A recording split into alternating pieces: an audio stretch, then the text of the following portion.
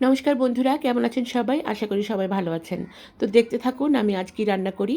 আমার ছাদ বাগানে একটি ছোট লাউ হয়েছিল, আমি সেদিন আপনাদের সাথে শেয়ার করেছিলাম।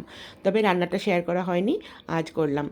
প্রথমে আমি লাউটাকে কুচিয়ে ভালো মতন একটু গরম জলে, মানে ভাপানো বলে না এটাকে, একটু ডুবিয়ে আবার উঠিয়ে নিলাম যাতে কালো কষটা না থাকে। তারপরে কড়াইতে পর্যাপ্ত পরিমাণে দিয়ে দিলাম আমি গাওয়া ঘি।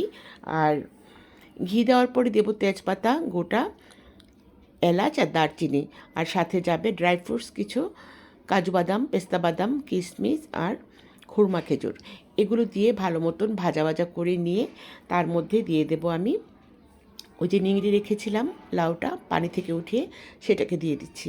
এখন এই লাউ আর ড্রাই ফ্রুটস একসাথে ঘিয়ের মধ্যে ভাজা ভাজা করে নেব।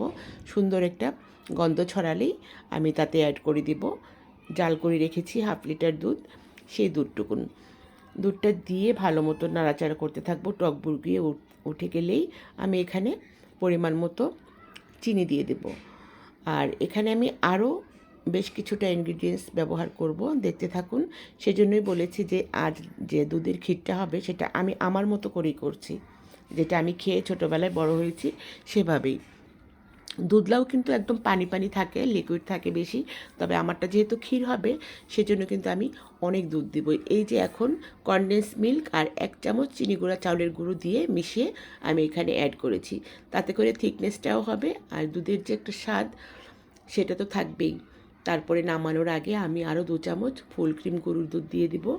সেই গরুর দুধ দেওয়ার পরেও আমি খানিকটা নেড়ে একদম ঘন ঘন করে এটা নামিয়ে নেব। খেতে দুর্দান্ত হয় এবং পুষ্টিকর ভীষণ।